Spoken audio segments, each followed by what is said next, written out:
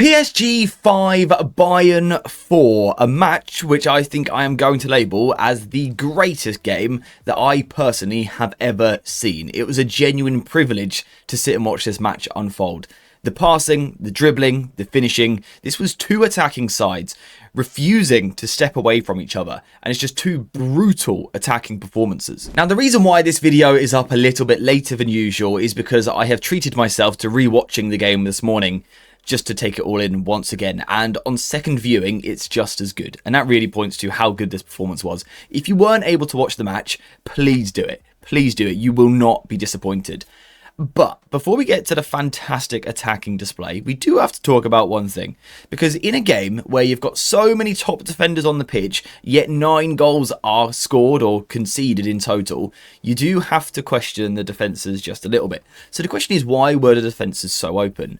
Reason number one is because the intensity, the speed of play, the physicality, and the attacking quality here was a joke. But also because both teams were going man-to-man defensively. And that naturally is going to open up spaces.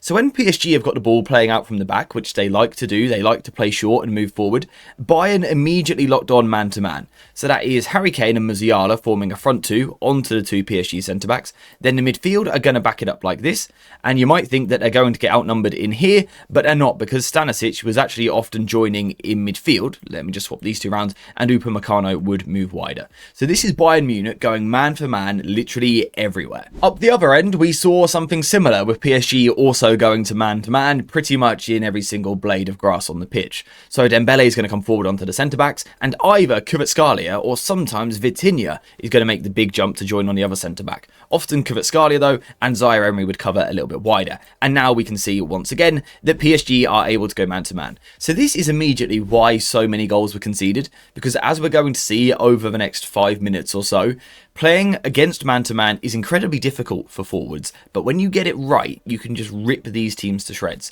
Now, I think it's worth pointing out, I think there was a lot of top defensive displays here.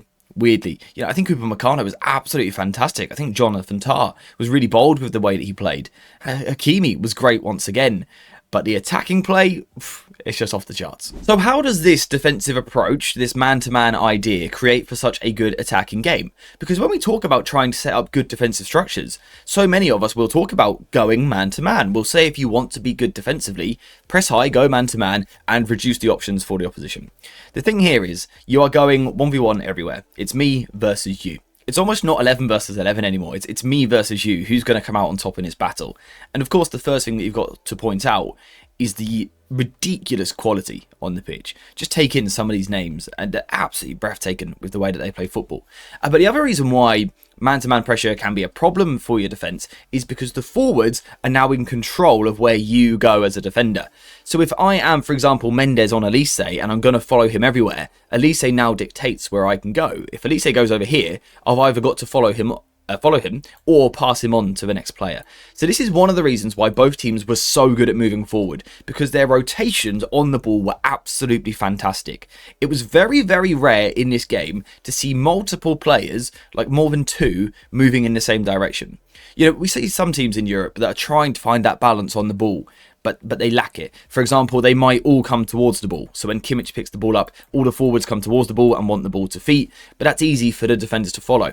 Or you'll see another game where Kimmich might pick the ball up, but all the forwards want to run in behind, and now Kimmich has got no short options. In this game, you had two sides striking an incredible balance, with players moving towards the ball whilst others go past, away from the ball.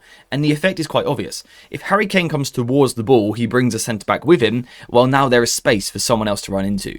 And we did see this several times in this game. You can see Bayern here moving the ball backwards, drawing the PSG players out. They're controlling where the PSG players are going, and then Bayern look to play over the top. We also saw PSG using a very, very similar idea with how they were trying to play as well, with movement off the ball. So for Bayern just then, it was about the direction of the ball movement. This time it's going to be about player movement. For the 4th goal, I think it is, we see multiple PSG players coming towards the ball. 2 players make the movement towards, but just out of picture we can see that Hakimi, basically playing as a touchline winger, is going to make the run in behind. And this is really, really simple stuff. but it is so effective against man-to-man play. If Dembele and Doué come towards the ball, Tar and Davies have to follow them, but then that's when Hakimi can make the run off the ball. And that's the great thing about attacking against man-to-man, is you're going to catch moments where the opposition are a little bit slack, where they just don't quite pick up their man. You know, Luis Diaz is a left winger, and a very good one at that. But for him to track Hakimi back here all day long is not really something that he wants to do. There's likely to be half a second where he slips up. Over 90 minutes, that's going to happen. And for both teams, it was just a brutal display of capitalising on any defensive space. Any spaces that were opened, Doué and Dembele coming towards the ball, opening the space, Hakimi going in behind. These spaces were just absolutely maximised every single time by every single player on the pitch. Every player was willing to make space for someone else, and every player on the pitch was willing to go into that space as well. This goal for Bayern, it's about Harry Kane dropping into midfield. He's literally playing like an 8 here. You then see Musiala come towards him, dragging a centre-back, whilst Luis Diaz makes the run in behind. It's rotations. That's so important. Now, you'll notice that on the screen, we've sort of ended up with a messed up tactical structure. It's a little bit difficult to pick out which shape the two sides are now playing.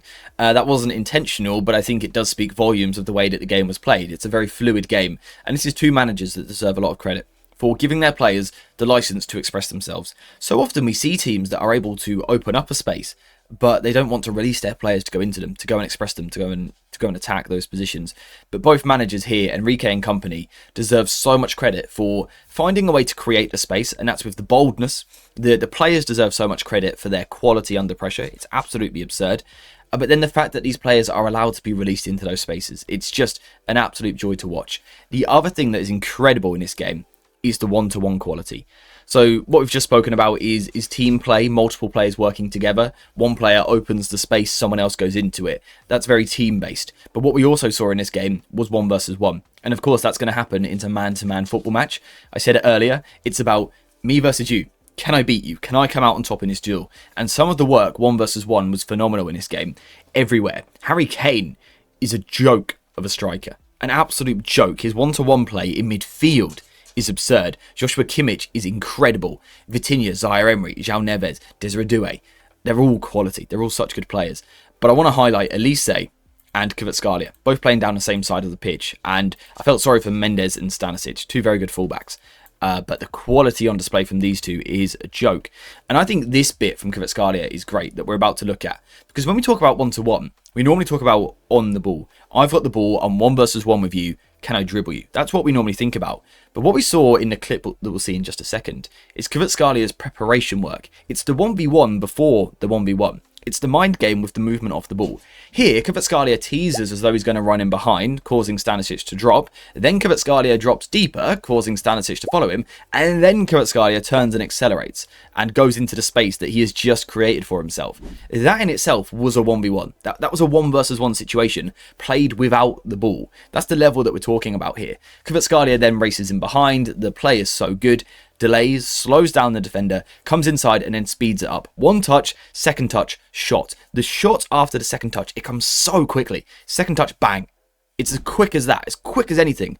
And for Manuel Neuer in goal, it makes it so difficult for him to prepare himself, to set himself for any sort of shot. Because Kvaratskhelia has released the ball so quickly after his 2nd touch that it's just deadly. Now, of course, the other player that I highlighted was Michael Olise, who once again was incredible in this game. We spoke about him a few weeks ago. We did a video on his performance and how good he was.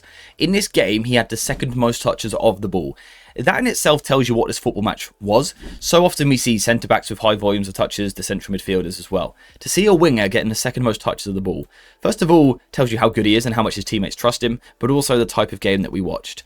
And this was a 1 versus 1 against Nuno Mendes, one of the best fullbacks in the world right now. Probably the best left back in the world. Physically, athletically, so good. Mendes, technically a very good defender as well. Olise made him look a little bit silly. And Bayern were able to access this 1 versus 1 in a few different ways, largely because of Stanisic and his movement coming inside, opening up the passing lane to Olise. And the great thing about Olise is every time that he gets the ball, he doesn't think about going back to his fullback, he doesn't think about finding his central midfielder, he tries to find the quickest route to goal or to a teammate in an attacking position. And the 1 versus 1 play from this fella is just an absolute joke. Once again, it's just absurd. It's really difficult to comprehend. I sat there last night thinking, how am I going to do a video on this? How do you begin to break down the chaos? And the strategy is to talk about the individuals, because they make this the spectacle that it is. Here, Olise picks the ball up and just first touch outside of the boot, gets the ball spinning towards the direction of goal. So for Mendes, that immediately tells him, okay, Olise is going to come straight at me. Olise then slows right down, throws in a feint, and then the acceleration is absurd. But the strength as well in these positions is just insane. I think we talk about these teams that play in the Champions League and we go, the Premier League is too focused on physicality. But the thing is, these lot are so physical. They may not all be 6'3", but Olise is incredibly strong. Kvaratskhelia is as strong as an ox. He is so strong. But it doesn't come at the expense of technical quality. And that is why we watched one of the greatest football matches I have ever seen. Because we saw 22 of the best players in the world, not literally the top 22, but some of, perhaps 22 of the top 50 players in the world, for example, chucked out onto that football pitch and told in every situation, you're going to be man-to-man with the bloke in front of you. Can you beat him? And sometimes the defenders come out on top of those duels, sometimes it's going to be the forwards. So much fluidity, so much space created, and so much attacking intent. No thought of slowing it down and managing the game, whatever that is, game management. None of that. None of that, just two teams going for it, and it was brilliant. So yeah, that is, in my opinion, sort of the key reason why this was one of the greatest matches of all time. It's because of the quality of players on display, then it's because of the managers trusting their quality and setting them up to go man-to-man, because not many teams will do that. You know, if I'm Company and I look at the PSG forwards, I wouldn't go man-to-man with them. And if I'm Enrique and I look at the Bayern forwards, I wouldn't go man-to-man with them, but both of these managers were brave enough to do so. It, of course, did lead to both teams conceding goals, but also both teams playing some of the most scintillating attacking football that we've seen in the past decade. A true joy to watch, a brilliant game. PSG won it.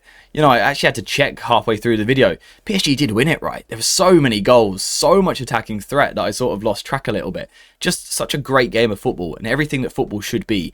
Top quality. I cannot wait for the second leg. I'm just gutted that this wasn't the final, to be honest, because it deserves to be the two best teams in the world going at it, toe-to-toe, head-to-head, just pure quality. But I am going to wrap the video up there because I've sort of covered the key points that I want to cover. Man-to-man pressing, rotations off the ball, and then 1-versus-1 quality on and off the ball. Truly a great Champions League night. One of the greatest of all time. So we're going to wrap up there. Thank you very much for watching this video. I hope you have enjoyed it. And as always, I'll see you in the next one.